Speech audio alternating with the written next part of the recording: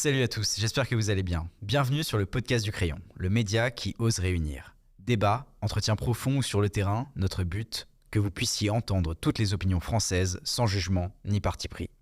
Tous les jeudis, retrouvez nos émissions en version podcast. Alors installez-vous confortablement, bonne émission. Je suis pas naïf, un monde sans violence n'est pas possible.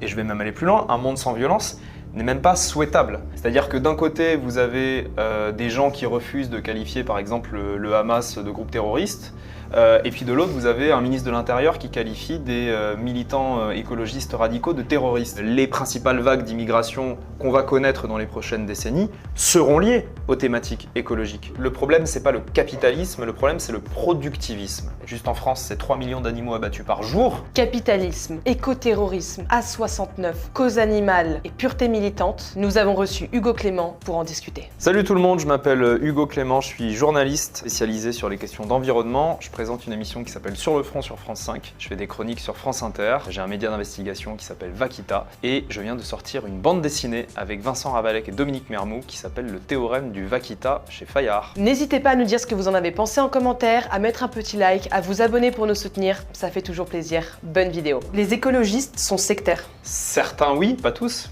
Il n'y a plus rien à faire pour lutter. Faux. Je peux manger de la viande et être écolo. Vrai. Je suis un bobo. Faux.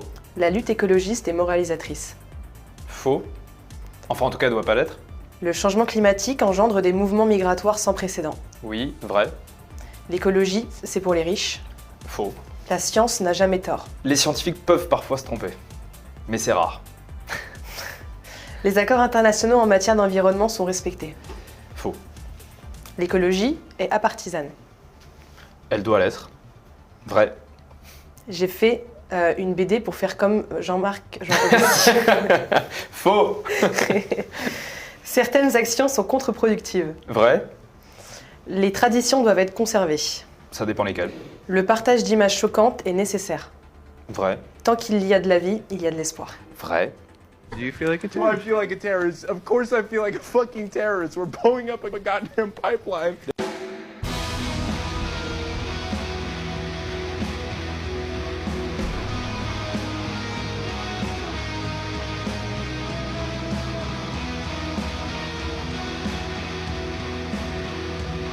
La question que j'aimerais te poser là-dessus, c'est est-ce Ouais. que l'action écologiste doit être radicale pour avoir un impact ? Alors déjà, radical, ça veut pas dire violent. Souvent, les gens mélangent les deux. Il peut y avoir des actions radicales, par exemple s'accrocher dans des arbres pour pas que les machines coupent ces arbres. C'est une forme de radicalité, mais c'est non violent. Moi, je suis pas contre la radicalité. Je pense qu'elle peut avoir un intérêt parfois. On l'a vu récemment à la Clusaz avec des gens qui ont occupé un bois en altitude pour pas qu'on puisse construire un bassin pour alimenter les canons à neige. Bon, ils ont gagné. Le projet a été suspendu, mais il n'y a pas eu de violence. Par contre, moi, je suis complètement opposé à la violence, surtout quand elle est physique contre des personnes.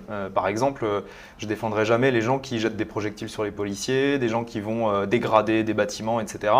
Pour moi, ça ne se justifie pas dans un pays démocratique, parce qu'il peut y avoir des pays dictatoriaux où la révolte armée est parfois le seul recours des gens qui se battent pour les libertés, mais en tout cas dans un pays démocratique, rien ne justifie la violence, et en France, on est dans un pays démocratique. Donc je suis contre l'action violente, y compris quand il s'agit de défendre l'écologie, et je pense en plus, au-delà d'être injustifiable, que c'est contre-productif, puisque ça monte l'opinion publique contre le fond de l'histoire. Donc le terme écoterrorisme, il ne devrait pas vraiment être employé alors ? Non, parce que c'est une énorme connerie. Je pense qu'on est malheureusement dans une époque où tout le monde utilise des mots pour dire tout et n'importe quoi. Les mots n'ont plus de sens. C'est-à-dire que d'un côté, vous avez des gens qui refusent de qualifier par exemple le Hamas de groupe terroriste. Et puis de l'autre, vous avez un ministre de l'Intérieur qui qualifie des militants écologistes radicaux de terroristes. Non, le terrorisme, c'est les frères Kouachi, c'est le Bataclan, c'est ce qui s'est passé en Israël, c'est ce qui s'est passé en Nouvelle-Zélande avec un terroriste d'extrême droite qui rentre dans une mosquée et qui tue les gens, c'est ce qui s'est passé aux États-Unis avec un terroriste qui allait assassiner des personnes homosexuelles dans une boîte de nuit, c'est ce qui s'est passé en Norvège avec le terroriste qui a assassiné des dizaines de jeunes militants politiques. C'est ça le terrorisme. Aller dégrader un camion dans une cimenterie, jeter une pierre sur la police, c'est inacceptable, c'est condamnable, c'est passible de poursuites pénales, c'est de la délinquance, mais c'est pas du terrorisme. En fait, en utilisant des mots aussi forts pour désigner un peu tout, on perd la hiérarchie et la hiérarchisation de la gravité des faits. C'est pas aussi grave d'aller dégrader un camion dans une cimenterie que de tuer 85 personnes au Bataclan. Voilà. On peut contester, on peut dire que c'est inacceptable, et moi je partage ce point de vue, de dire que rien ne justifie la violence, mais ce n'est pas comparable. Donc je pense qu'il faut arrêter d'utiliser des mots qui ne veulent rien dire. Éco-terroriste, à la limite on pourra le dire, le jour où un militant écologiste, au nom d'une cause écologiste, ira assassiner quelqu'un. Ouais. Là oui, on pourra éventuellement utiliser ce mot d'éco-terrorisme. Mais ce n'est pas le cas aujourd'hui. Et dégrader un camion, c'est pas du terrorisme, c'est de la délinquance. Très clair. Un autre petit truc que j'aimerais te montrer, c'était un tweet de Pierre Ninet. Je ne sais pas si tu l'avais vu passer. Oui, bien sûr. Où il interpelle Emmanuel Macron sur sa promesse d'interdire le glyphosate. Oui, exactement. Tout à fait. Et donc la question par rapport à ça, c'est est-ce que le rôle justement des personnalités publiques ont pour but aussi parfois d'interférer dans des domaines qui ne sont pas forcément les leurs à la base? D'interférer, non, mais je pense que c'est l'honneur de Pierre, en l'occurrence, et des personnalités publiques qui prennent la parole sur ces sujets, d'utiliser leur exposition médiatique pour faire émerger un sujet. On sait bien à quel point c'est difficile, parfois dans les médias, de pousser des sujets qui parlent d'environnement, de pesticides, etc. Donc d'avoir des personnalités qui sont très suivies, comme Pierre Ninet, qui interpellent le président de la République, qui lui rappelle sa promesse d'interdire le glyphosate, qu'Emmanuel Macron n'a pas tenu, je pense que c'est très sain et c'est légitime. Et on a besoin des personnalités publiques, quel que soit leur domaine, pour faire avancer la cause aussi. Tu viens de, je le montre à l'écran pour ceux qui ne l'ont pas encore lu, la BD que tu viens de sortir. Est-ce que du coup tu pourrais expliquer ce que c'est qu'un vaquita et pourquoi c'est autant symbolique pour toi? Un vaquita, c'est un petit cétacé donc, de la famille des marsouins. C'est comme un dauphin mais en plus petit. D'ailleurs, je dois avoir un dauphin par là. Ça y est Un vaquita par là. Et ce vaquita, il ne vit que dans... Voilà, ça ressemble à ça, un vaquita. Voilà, ça ressemble un peu comme un panda des mers. Ça on dirait un petit dauphin. Voilà, on dirait un petit dauphin, mais trop mignon, avec un rond noir autour des yeux. Et c'est l'espèce de cétacé la plus menacée du monde, qui vit dans la mer de Cortés au Mexique, et nulle part ailleurs, et il reste à peu près une dizaine d'individus. Donc on est vraiment sur une espèce qui est au bord de l'extinction et qui symbolise un peu ce qu'on fait aux océans. Et donc pourquoi avoir choisi de faire une BD? C'est peut-être lié au fait que c'est beaucoup plus facile pour expliquer ta cause et ce que tu fais, ou c'était vraiment par choix? Il y a plein de raisons. Déjà, je trouve que les émotions passent encore mieux avec des dessins. Moi, j'ai toujours été un fan de BD et j'ai toujours été plus plongé dans les histoires quand il y a des images pour appuyer que simplement en lisant un livre. Après, je sais que tout le monde n'a pas le même point de vue là-dessus, mais moi, en tout cas, c'est un format qui me touche particulièrement parce qu'il fait appel à l'émotion. Et puis, ça permet aussi de rendre des choses compliquées plus simples en appuyant avec un dessin pédagogique et de montrer aussi des choses qu'on ne peut pas montrer à la télé. Clairement, les pages qu'on a faites et que Dominique a dessinées sur le massacre des dauphins aux îles Féroé, voilà, ces pages-là, ça, on ne peut pas le diffuser à la télé à heure de grande écoute parce que ce sont des images qui sont trop violentes. Alors les dessins restent violents, restent difficiles, mais quelque part, c'est comme s'il y avait un filtre un peu qui se mettait sur la réalité et des personnes qui ne supporteraient pas de voir ces images à la télé peuvent accepter de regarder des dessins et donc recevoir les informations. Et c'est important, c'est un format qui permet d'être grand public et de toucher y compris les plus jeunes. Et c'est quoi les 2-3 grands temps forts de ta BD justement? C'est impossible de me demander ça. Non, l'idée centrale de cette BD, et c'est pour ça qu'elle a ce titre, le théorème du vaquita, c'est quoi? C'est d'expliquer qu'on dépend des autres animaux pour vivre.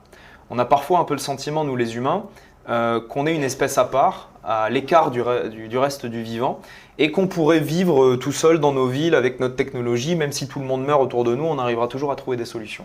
Bon, ça, c'est vraiment une vue de l'esprit, c'est un fantasme, parce qu'on est intimement lié pour survivre à la vie des autres animaux. La biodiversité, c'est un peu comme une maison, c'est ce que j'explique dans la BD, où on habite. Avec les briques, ouais. Voilà, exactement, l'image des briques. On habite dans cette maison, nous les humains.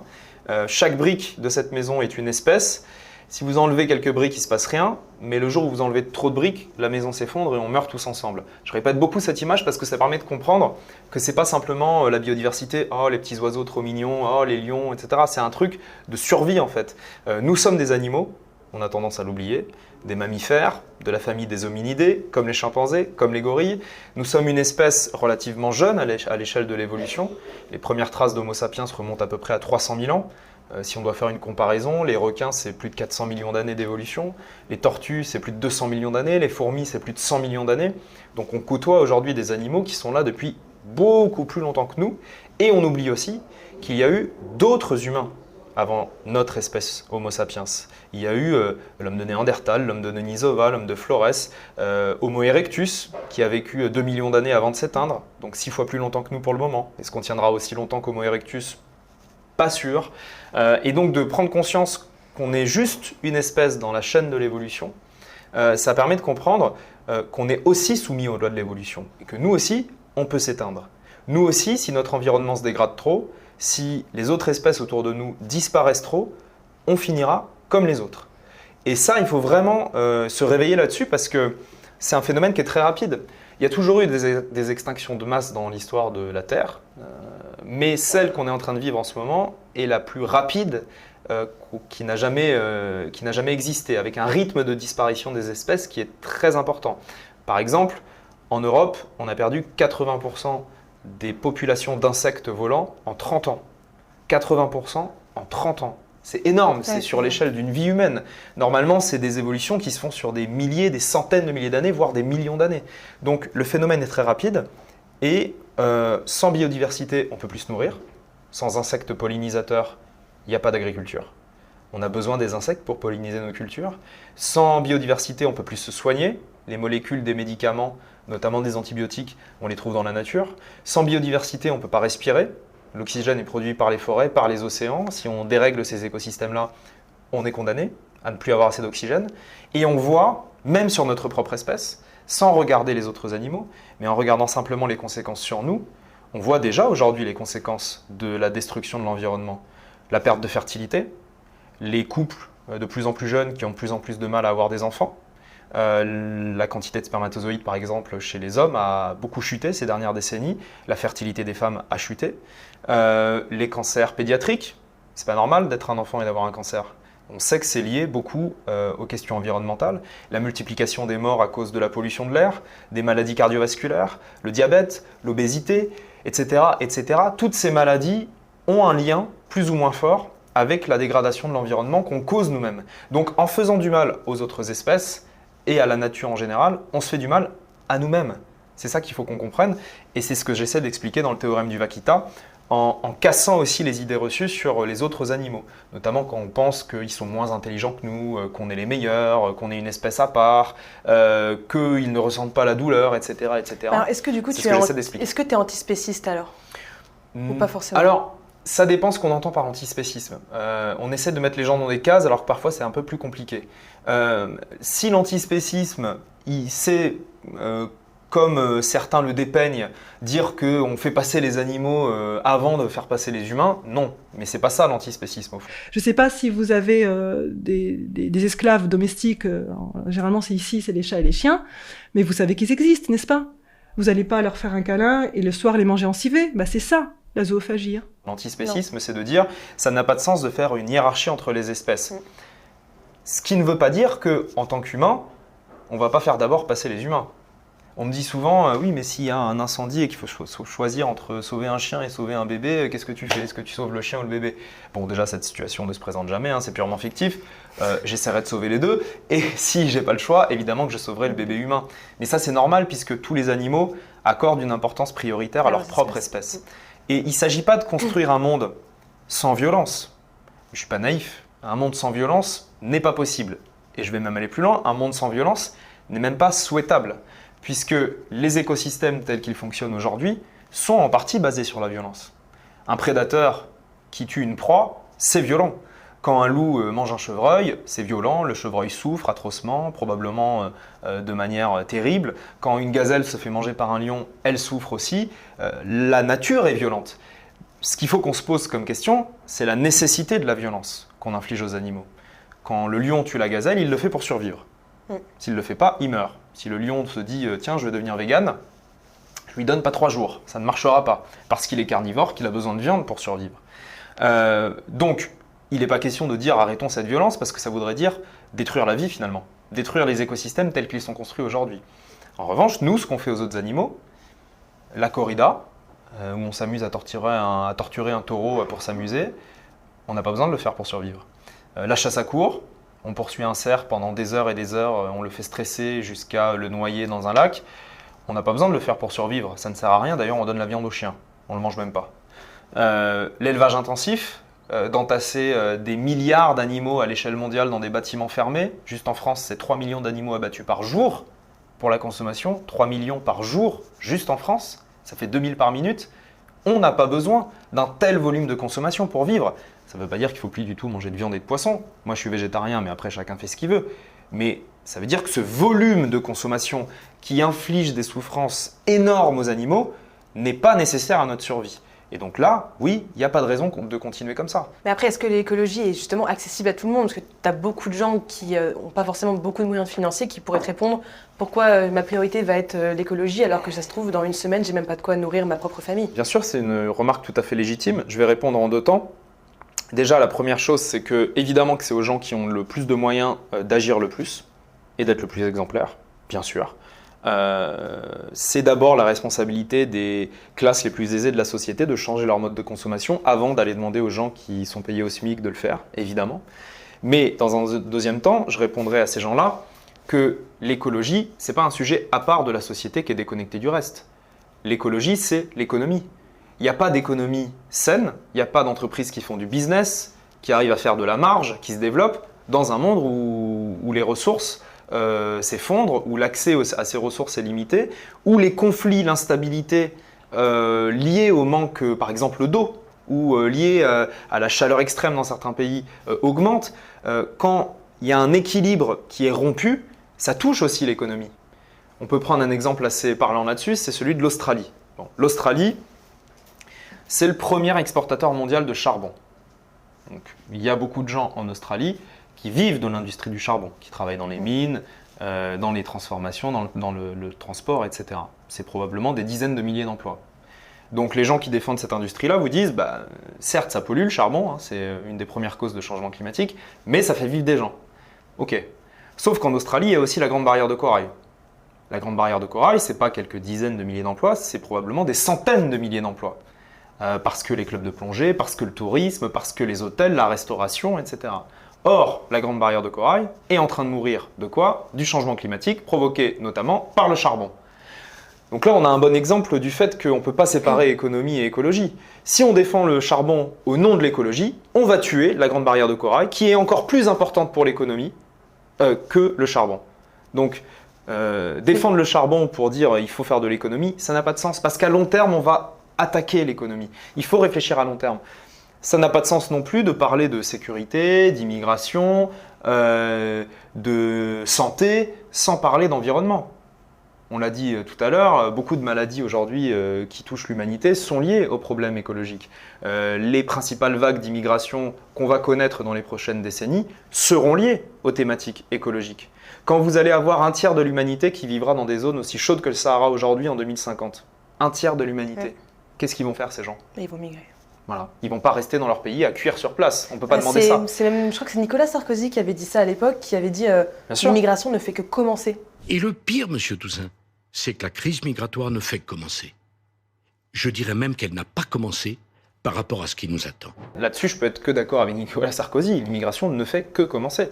Quand on voit les températures extrêmes qui sont constatées dans certains pays, pas que d'Afrique d'ailleurs, hein, notamment en Inde, en Chine, au Pakistan, où la barre des 50 degrés est approchée de manière assez inquiétante sur plusieurs jours, voire sur plusieurs semaines, évidemment que les gens vont migrer, évidemment que les gens vont partir de ces endroits qui deviennent inhabitables. Et qu'est-ce que vous allez leur dire à ces gens? Ah non, vous ne pouvez pas venir chez nous? On va les mettre où? Ils n'auront plus de pays, parce que ça sera devenu inhabitable. Donc, c'est pour ça que j'ai envie de répondre aux gens qui disent « Moi, j'ai d'autres préoccupations que l'écologie, c'est pas ma priorité », qu'en fait, c'est une erreur de penser que l'écologie n'est pas la priorité, parce qu'elle se répercute sur tout le reste. Sur l'économie, sur la santé, sur l'immigration, sur la sécurité. Les conflits liés à l'écologie, on sait très bien qu'ils vont se multiplier. Quand l'eau vient à manquer, les gens se battent pour l'eau. Quand la nourriture vient à manquer, les gens se battent pour la nourriture, etc., etc. Donc il faut vraiment qu'on prenne conscience que ce n'est pas une histoire de il y a les écolos qui n'ont rien d'autre à faire et puis les gens qui sont dans la vraie vie, qui ont d'autres priorités. C'est de comprendre que c'est notre priorité à toutes et tous. Et pour ça, il faut sortir du sectarisme, il faut sortir d'un certain discours écolo qui voudrait que en fait, l'écologie, ça soit forcément l'apanage d'un seul parti politique, pour aller vers une écologie qui transcende les clivages partisans, qui se mette au-dessus des désaccords sur les autres sujets, parce que c'est comme si on était sur un bateau qui prend l'eau, avec des trous dans la coque, et qu'on était obligé de se mettre tous ensemble pour les reboucher. Et après, on pourrait reprendre les embrouilles sur le reste. Mais en attendant, le bateau coule, et on a besoin de tout le monde. Et c'est ça que j'essaye de défendre comme vision de l'écologie. Je vous arrête juste 3 petites secondes. N'hésitez pas à nous dire ce que vous en pensez en commentaire, à mettre un petit like, à vous abonner également pour nous soutenir. Ça fait toujours plaisir. Je vous relaisse tout de suite avec la vidéo. Et est-ce qu'on peut être un défenseur de la cause écologique sans être un défenseur de la cause animale spécifiquement? Est-ce que ça doit forcément être lié? Oui, je pense que c'est lié, la cause animale et la cause écologique. Déjà parce qu'on est nous-mêmes des animaux. Donc en fait, quand on parle de cause animale, on parle de l'homme. Hein. Les gens oublient qu'ils sont des animaux. Et quand on le dit, parfois les gens disent « Mais non, tu peux pas dire ça. » Si, tu n'es qu'un animal. Nous ne sommes que des animaux. Donc c'est intimement lié. Enfin, je veux dire, l'écologie, c'est faire en sorte... alors déjà, c'est une science à la base. Hein. Là maintenant, c'est défini comme quelque chose de politique, mais à la base, l'écologie est une science, il faut quand même le rappeler. Mais telle qu'elle est conçue aujourd'hui, c'est de faire en sorte que les conditions d'habitabilité sur la planète Terre nous permettent de continuer à vivre de manière convenable. Donc séparer les animaux et l'écologie, ça n'a pas vraiment de sens, parce que évidemment que l'écologie, c'est se battre pour que les habitats naturels soient respectés, que l'extinction des espèces s'arrête, que la pollution plastique dans l'océan s'arrête, etc., etc. Donc je pense que les deux sont liés. Les deux sont liés. Après, c'est vrai qu'on peut être sensible à la question des animaux qu'on a autour de nous, sans être un militant écologiste, évidemment. Ça, c'est possible. Mais par contre, l'inverse, de dire moi je me bats pour la nature, etc., en disant les animaux je m'en fiche, dans ce sens-là, je suis pas sûr que ça marche beaucoup. Et comment expliquez-vous que votre passage au grand débat des valeurs avec Jordan Bardella a fait autant réagir?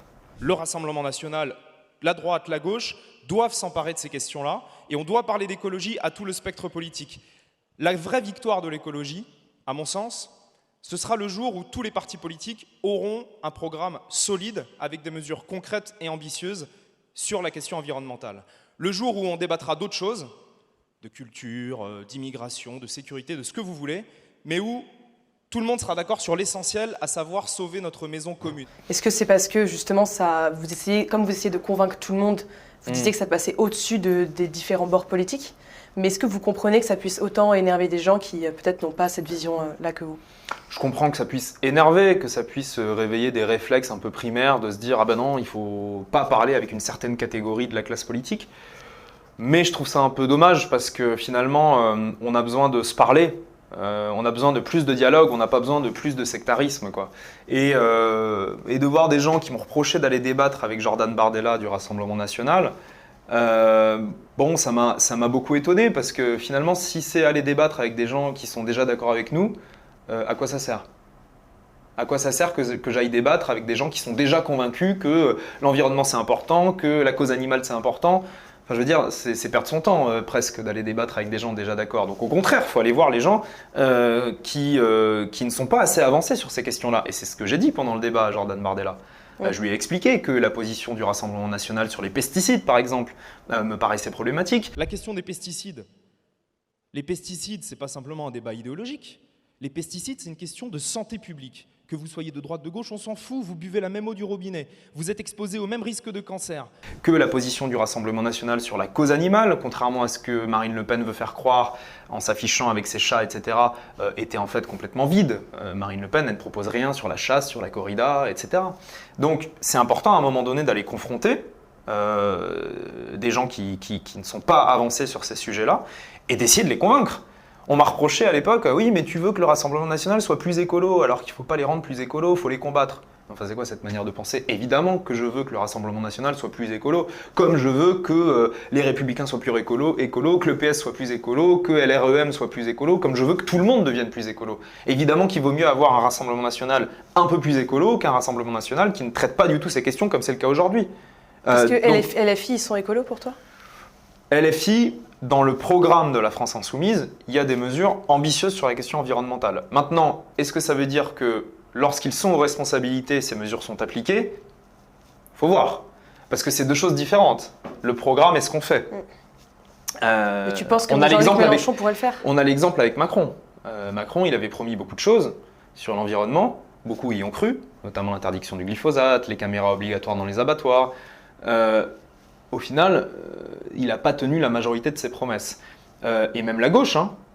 La gauche, parfois, fait des grands discours, notamment le Parti socialiste, sur le Parti socialiste qui se présente comme un parti écologiste, engagé pour la nature, etc. C'est pas toujours le cas dans les faits. Regardez ce que fait Carole Delga, la patronne socialiste de la région Occitanie, avec l'autoroute A69, où on va bétonner des terres agricoles, on va raser des arbres pour faire une autoroute. C'est pas porté par la droite, hein, au niveau local, c'est porté par la gauche. Mais tu y étais d'ailleurs le week-end dernier. Oui, j'y étais le week-end dernier. Boris Vallaud, un député socialiste, plutôt de l'aile gauche du Parti socialiste, qui fait des grands discours sur l'environnement. Dans les faits, il est député des Landes et il défend la chasse traditionnelle aux oiseaux, alors que tous les spécialistes des oiseaux expliquent l'impact sur la biodiversité que ça peut avoir. Donc il faut aussi se méfier des programmes. Donc pour répondre à ta question, oui, factuellement, aujourd'hui, Europe Écologie Les Verts et la France Insoumise ont un programme sur la question environnementale qui est plus poussé que ceux des autres partis. Ça, c'est la réalité. Mais ils ne sont pas au pouvoir. Donc, on ne peut pas vraiment savoir ce qu'il en est et ce qu'il en serait s'ils étaient au pouvoir. Pour ça, il faut voir ce que ça donnerait. C'est plus facile de juger l'action des gens qui ont la majorité et qui ont les mains dans le cambouis. Voilà. D'accord, intéressant.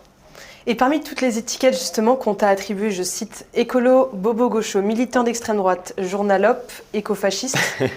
Justement la question. Écolo, bobo gaucho et militant d'extrême droite. Pourquoi pas? Ça va pas vraiment ensemble, mais bon. Est-ce qu'on doit, enfin, quelle est l'étiquette qu'on doit mettre à Hugo Clément alors? Est-ce qu'on doit en mettre moi, je déteste les étiquettes. Et c'est ça que peut-être certaines personnes ne supportent pas. Moi, je déteste les étiquettes. De coller des étiquettes aux gens en disant alors toi t'es un gauchiste, toi t'es un fasciste, toi t'es un machin, du coup on se parle plus, on se fait la guerre. En fait ça ne sert à rien. Déjà parce que parfois la réalité est plus complexe et plus nuancée que de mettre les gens dans des cases. Il y a plein de gens qui ont des positions nuancées sur la question environnementale et qui pourtant sont des gens très intéressants. Je pense à Jean-Marc Jancovici par exemple, qui défend le nucléaire d'un côté, mais qui en même temps défend aussi une extrême sobriété dans nos modes de vie. Il propose notamment de limiter le nombre maximal de vols en avion dans une vie. Votre idée qu'il faudrait un quota de 4 ou 5 vols dans une vie, pour chacun d'entre nous. Et voilà comment on lutterait vraiment contre le réchauffement climatique. Ça avait fait réagir de tous côtés. Est-ce que vous maintenez cela? Oui, ou est-ce que vous avez évolué? Non, depuis j'ai fait les calculs et c'est à peu près le bon ordre de grandeur. Donc c'est très radical comme position. Ça n'empêche pas d'être pour le nucléaire par ailleurs. Donc les gens sont nuancés parfois. Qu'est-ce qu'on met comme étiquette sur la tête de Jancovici? Écolo ou pas écolo? Certains vont dire, ah ben non, il n'est pas écolo parce qu'il est pour le nucléaire. Mais en même temps, dans les faits, il est quand même très écolo sur d'autres questions. Donc la réalité est complexe, les gens sont complexes et je refuse les étiquettes. Donc moi en fait, que les gens me collent l'étiquette qu'ils veulent, ça m'est absolument égal. Je fais ce qui me semble juste, je porte les sujets qui me semble important avec mon travail de journaliste, que ça plaise ou que ça plaise pas à tel ou tel parti politique, honnêtement, je m'en fiche un peu. Et est-ce qu'on peut menacer justement quelqu'un qui n'a pas les mêmes valeurs que toi là-dessus? Les climato-sceptiques par exemple, ou juste des gens qui ne partagent pas tes avis? Est-ce qu'on peut quoi? Les menacer justement. Les menacer, c'est-à-dire? Soit vraiment faire des actions qui les poussent, c'est-à-dire dégrader parfois des lieux publics, donc des menacer non. Alors du harcèlement psychologique. Moi je suis contre, comme je l'ai déjà dit tout à l'heure, je suis contre toute forme de violence qui s'exerce sur les personnes, parce que souvent les gens qui sont climato-sceptiques, ils ne sont pas climato-sceptiques parce que c'est des salauds, ils sont climato-sceptiques parce qu'ils sont manipulés par des choses qu'ils peuvent lire sur les réseaux sociaux, parce qu'ils ont peut-être des fragilités qui sont exploitées par des gens qui les manipulent. Manipulés par qui pour toi, selon toi? Y a beaucoup de gens qui ont intérêt à manipuler l'opinion publique sur les questions environnementales. Il y a les lobbies industriels, par exemple les firmes de l'agrochimie, les fabricants de pesticides, qui dépensent énormément d'argent dans le lobbying pour troubler les gens, pour qu'ils ne sachent plus vraiment est-ce que c'est dangereux ou pas. On voit bien sur le glyphosate, où il y a une grosse opération de lobbying qui explique qu'en gros le glyphosate ne présente aucun danger, et du coup les gens ils entendent ça, et ils n'arrivent pas vraiment à faire le pour et les contre avec les études scientifiques, donc ils se disent oula c'est trop compliqué, et tout ça est une stratégie pensée, réfléchie par des groupes de pression industrielle et économique qui ont des moyens pour ça. Ça s'appelle du lobbying. Donc, ce n'est pas du fantasme, ce n'est pas du complotisme. Hein. Il y a des groupes de pression dont l'objectif est de manipuler l'opinion publique pour les faire douter sur la réalité du changement climatique, sur la réalité de la dangerosité de tel ou tel produit. C'est un métier. Ce sont les lobbyistes. Et je pense que pour combattre ces lobbyistes, il faut absolument défendre l'information, l'enquête, la science, mettre en lumière les études scientifiques indépendantes qui travaillent sur ces questions et surtout ne pas se laisser avoir par ces arguments complètement fallacieux, quoi. Et est-ce que le capitalisme et l'écologie peuvent aller ensemble? En tout cas, je pense que le problème, ce n'est pas le capitalisme, le problème, c'est le productivisme. Et c'est deux choses différentes et les gens confondent souvent les deux. Le capitalisme est effectivement un productivisme, mais le communisme tel qu'il existait dans l'Union soviétique était aussi un productivisme. Le modèle chinois, qui est un mélange entre du capitalisme et du communisme, est un productivisme, c'est-à-dire de produire toujours plus. Le productivisme, en effet, sur le fond de son fonctionnement, est un problème puisque ça consiste à produire toujours plus de ressources, enfin produire toujours plus de biens en utilisant toujours plus de ressources, alors qu'on est, c'est factuel, sur une planète qui a des ressources limitées. Il n'y a pas des ressources infinies sur Terre. Il y a des limites physiques entre nous et l'espace, et après il n'y a rien, en tout cas pour l'instant on ne sait pas, mais il n'y a pas ce qu'il nous faut pour vivre, voilà. On n'a pas d'autres terres. Donc on est obligé de respecter les limites que nous fixe la planète. Ça suppose de réguler le productivisme. Ça ne veut pas dire inventer un autre système, je n'ai pas de meilleur système à proposer. Hein. Si j'avais la solution magique, j'aurais fait un livre et j'aurais fait fortune, mais je n'ai pas la solution magique. Donc il faut regarder les choses factuellement. Aujourd'hui, le productivisme tel qu'il est appliqué dans les sociétés occidentales et partout dans le monde est un problème environnemental. Mais on peut le réguler. On a les outils à l'intérieur de ce système pour réguler la production de biens, de services, et faire en sorte qu'elle soit compatible avec les limites de la planète. Ça ne veut pas dire ne plus faire de business, ne plus faire de commerce, ne plus faire d'entreprise, ça ne veut pas dire revenir à l'âge de pierre, ça ne veut pas dire un système communiste, ça ne veut pas dire, pas du tout. Ça veut juste dire être un peu plus raisonnable. Et on sait qu'il y a les outils pour.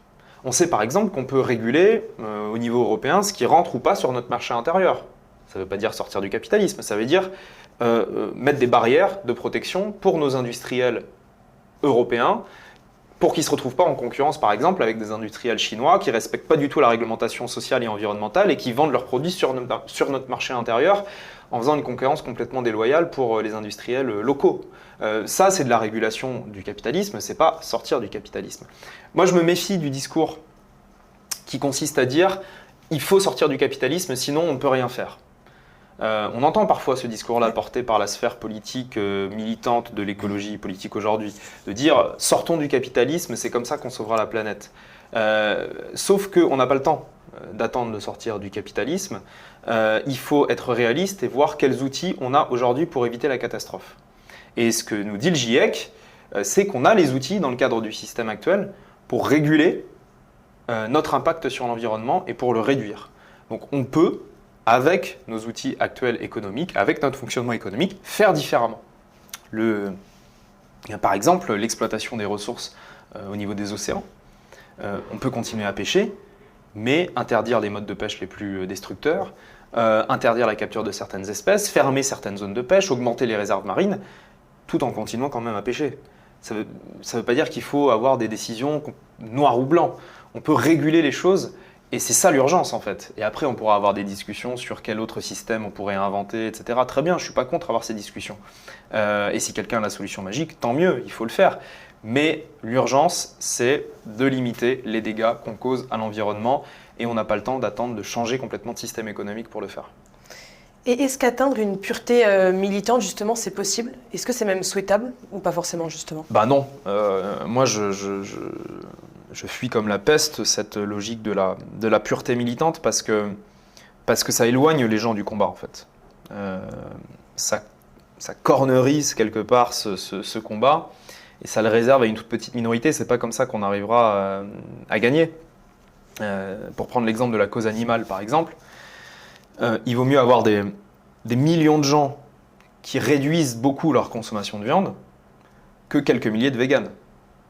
pour les animaux, pour les émissions de gaz à effet de serre, pour la biodiversité. C'est beaucoup plus efficace d'avoir des dizaines de millions de personnes qui réduisent beaucoup leur consommation que d'avoir quelques milliers de personnes exemplaires.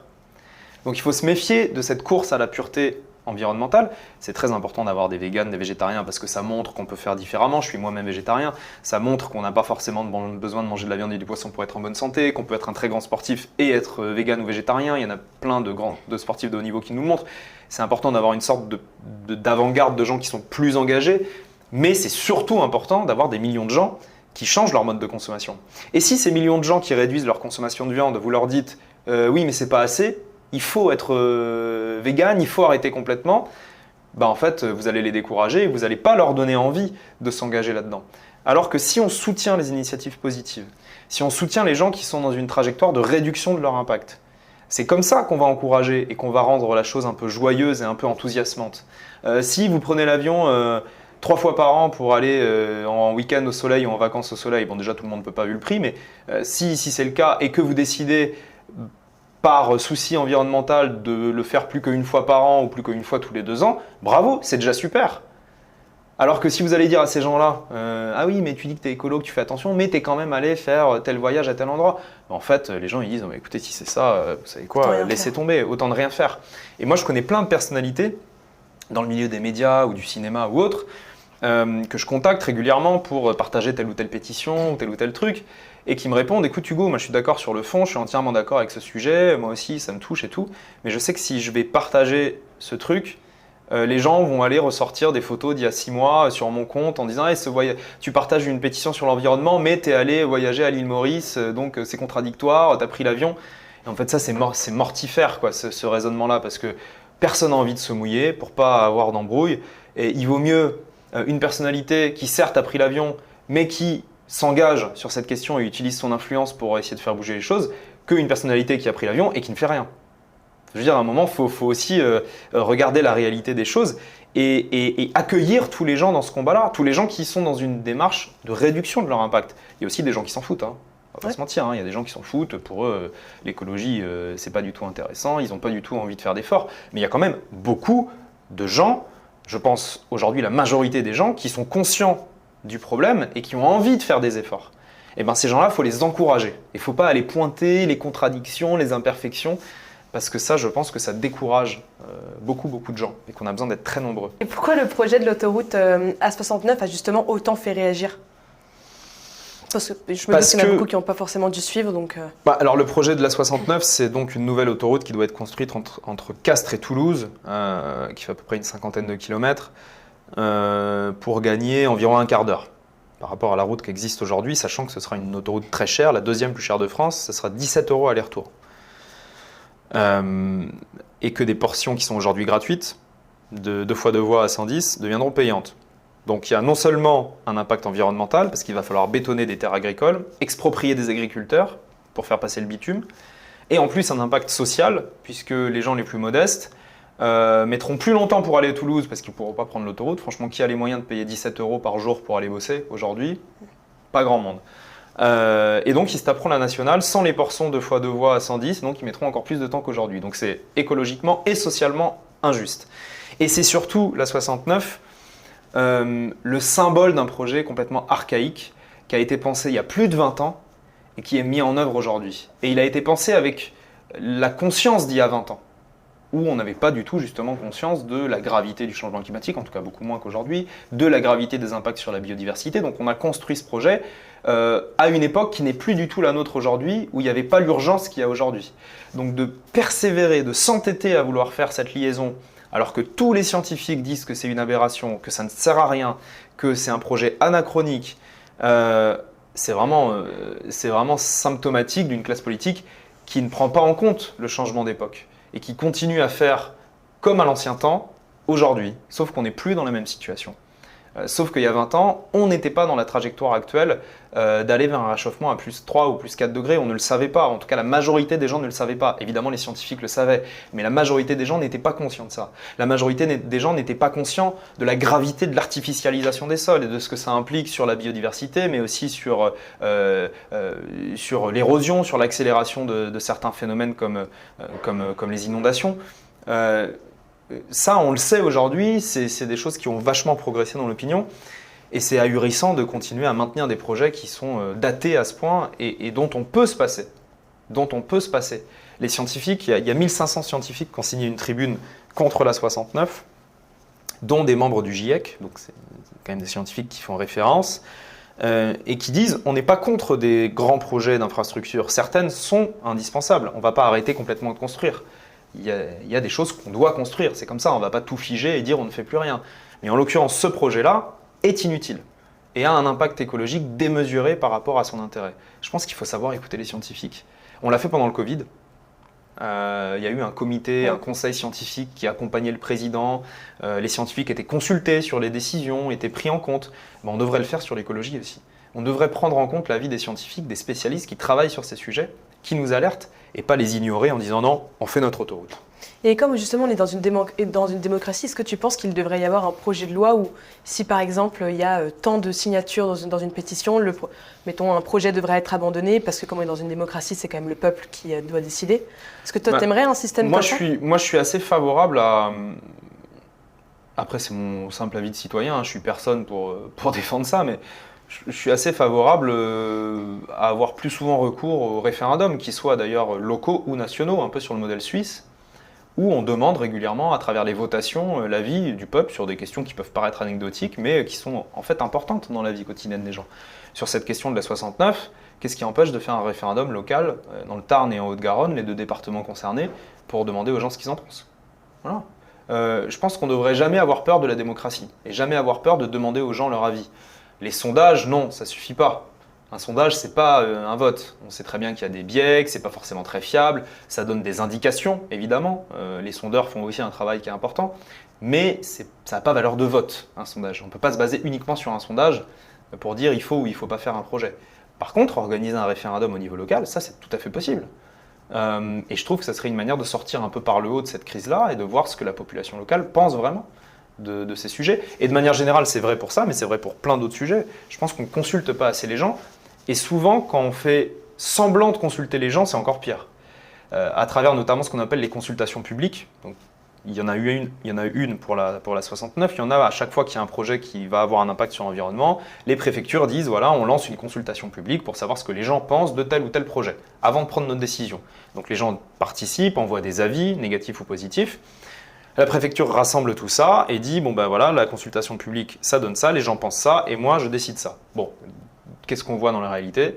C'est que même quand les consultations publiques sont en très grande majorité opposées à ce type de projet, on les fait quand même. Donc on demande l'avis des gens et on ne l'écoute pas. C'est encore pire, parce que les gens ont l'impression qu'on se moque d'eux en fait, qu'on leur demande de participer à quelque chose et que quand ils donnent leur avis, on ne l'écoute pas.